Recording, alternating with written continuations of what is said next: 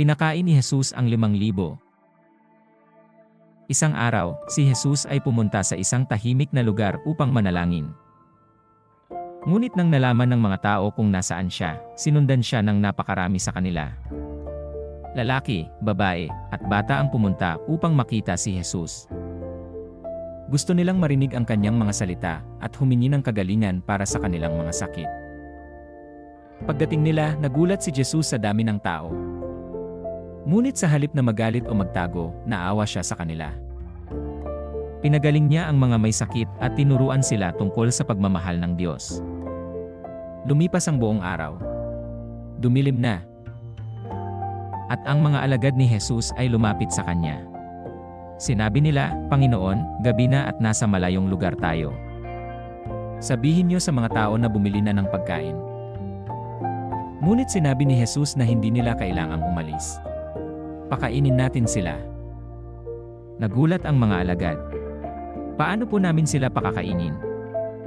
Wala tayong sapat na pagkain para sa ganito karaming tao. 5 tinapay at 2 isda lang ang meron tayo."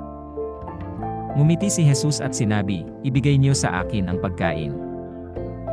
Kinuha ni Jesus ang 5 tinapay at 2 isda. Tumingala siya sa langit, nagpasalamat, at binasbasan ang pagkain. Pagkatapos, pinagpira-piraso. Ibinigay niya ang mga ito sa mga alagad upang ipamahagi sa mga tao. At isang himala ang nangyari. Ang 5 tinapay at 2 isda ay dumami at dumami. Hanggang sa ang lahat ng 5,000 lalaki, pati na ang mga babae at bata, ay nakakain ng busog. Matapos kumain ang lahat, sinabi ni Jesus sa mga alagad na kolektahin ang mga natirang pagkain. Napuno nila ang 12 basket ng tira-tira. Lahat ay namangha. Napagtanto nila na hindi lamang si Jesus ay isang guro, kundi siya ang anak ng Diyos na kayang maghimala.